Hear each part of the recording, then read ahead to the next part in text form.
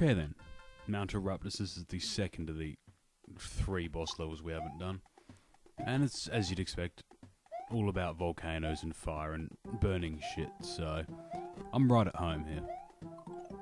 Although it's the wrong season for that, 'cause we didn't fucking get summer this year. We just sort of went from autumn to spring with not much in between. Now the gimmick of this level is basically hitting switches to raise or lower the lava levels. So we're going to get our power block, we're going to run all the way across to the left. Or not, because I don't have any bloody idea how we're going to get that. We're going to go back to the right. Again, it's one of those ones you basically tag a bunch of them in the same order, hope to get it right. And that gets you through to the boss. All of the boss levels follow the same basic pattern in this case. So we're going across to the right. And yes, you'll see a lot of use of the goddamn trampolines. Because motherfucking trampolines, that's why. Ain't nothing like them. So you can obviously see a lot of the pipes there that become accessible once we bludgeon the shit out of stuff. Gonna go to the right. As like I said before, I have pre-run these so I knew what I was doing when I recorded it and more or less got everything right. Simply because watching me fuck around for 30 minutes with no idea of what I'm doing is not much fun. And there's only 2 settings for all of the lava heights in this one. They're either low or high. And that's, basically it. It's not like the ghost house ones where there were 4 or 5 different levels you could get it at, I guess. And yeah, I had to actually stop there for a second and work out if I was going to fuck myself up by doing that. Consensus says probably, but not irrevocably. And don't ask me how a single mind is meant to come to a consensus. It really should be all or nothing, but it's not. It's really not. And now we get a nice little side stage where Bowser is fucking us with fireballs, but also where the lava rises and falls, to its own beat.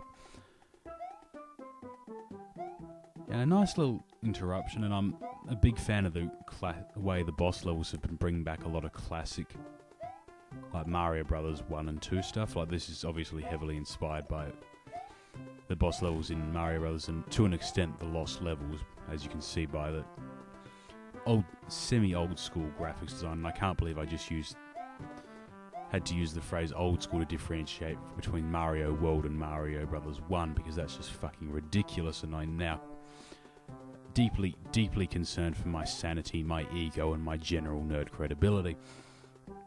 But as you can see, the boss ones have tied into different games in a lot of respects. Obviously, like I said, this is Super Mario 1. The underwater world had a lot of 2 and 3 in it. 2 mostly in its boss fight, 3 in the actual world setup. The ice one was pretty much standalone, and that makes... Which one have I missed? Ah yes, the desert one, which was kind of 2 influenced as well. Obviously drawing influence from the desert levels of Super Mario Bros. 2. The modified one, not the lost levels, because the lost levels didn't have any fucking desert worlds. Which is a good thing, because if there was one thing guaranteed by a level's presence in the lost levels, it's that it would fuck your shit up. And enjoy it, and then laugh and send you the therapist bills. Because that was just one unpleasant game all the way around. And I apologise for the long, boring pause here. I actually forgot I was doing the full recording run, and I left it paused for a little bit to work out what I was doing. Not my finest moment. My finest moment would probably be that cocaine-addled night out with the 2 Swedish girls, but A, that didn't happen. The cocaine part did. And B, I have no idea what the fuck I just am talking about. I'm kind of rambling and being an idiot, which is par for the course, really. And no, we don't need the power block here. We need the fucking trampoline so that we can bounce up and change the flows. And I'm going to go back to where we came in. We're going to take the trampoline because it'll actually be useful. And we're going to jump up the pipe that brought us to this area. Because all this fucking around with the different, lava levels and that has removed the obstacle to the right, which you didn't get a good look at earlier. And now we can run free and dodge fire and hit the checkpoints, and now we know there's a boss fight coming up. And we get Kamek talking again. And fuck his shitty puns. Seriously. Fuck them right in the spell wand. Same gimmick as the last boss fight, except this time we have gaps in the fucking level. And obviously a lot of the boss fights in this one are drawing specifically from Super Mario 2 because, you know, they are the launch projectiles at the enemy to kill them boss fights. Super Mario World had a very different style of boss fight. Super Mario 3, again, a different style of boss fight to this. This is very much drawing from the old fight Super Mario 2, where you would grab something and throw it at a bird that thought it was a woman. Or grab a mushroom and throw it at a giant three-headed Hydra that thinks it's human. Mario 2 is weird like that. And I'm fairly certain that chronologically this predates a lot of the other cutscenes we've seen. I'm not sure. I think this may actually be related to that Ghost Orb power-up we got earlier, because I don't remember this one following up the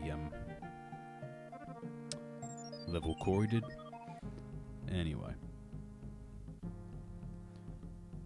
So, trying to figure out what order this goes in is a little bit out of thing, because I only remembered two of them, and this is clearly the earlier of the two. I think we're sort of seeing, I don't know, maybe Kamek doing to somebody else what his boss did to him, which is illegal in 37 nations and accepted only by the Vatican. So, who knows? That's the end of this one. We got one more level to go and then one last boss fight to go. So we'll be getting this show on the road.